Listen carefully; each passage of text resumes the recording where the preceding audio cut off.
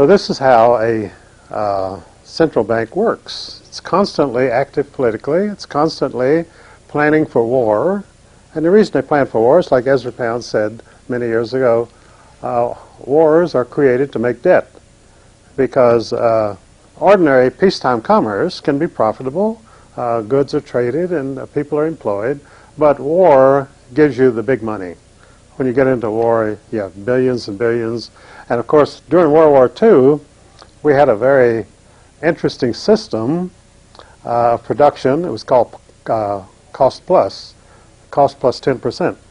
So the more money, if you were manufacturing munitions, boats or guns or whatever, for the government, the more money you spent, the more money you made.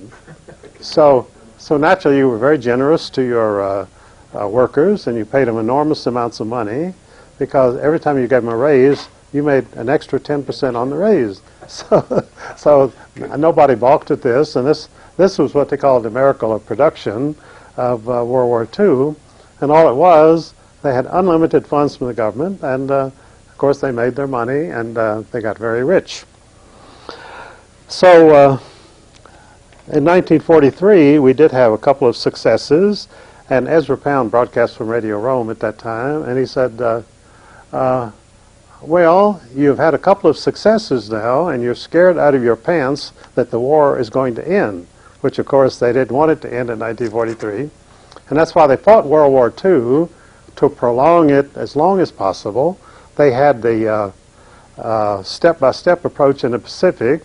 Instead of attacking Japan, they attacked each one of these little islands at tremendous cost. Well, it was stupid, but it kept the war going. Oh, yeah. See, if it attacked Japan, it could have been over in a couple of weeks. That wasn't what they wanted.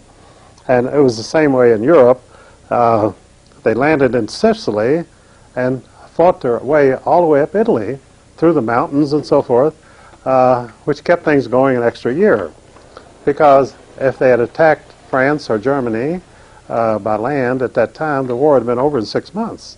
But as they didn't want it that way, and so they prolonged it to 1945.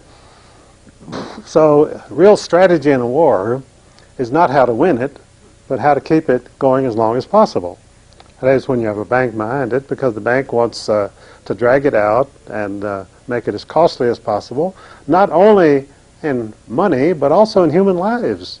I mean, they were gambling with American lives when they prolonged the war and fought through the islands in the Pacific, fought up Italy. There was never, militarily, there was never any explanation that you could offer to justify this kind of campaign. And I guess Hitler knew what was going on anyway, because he was financed by the Bank of England.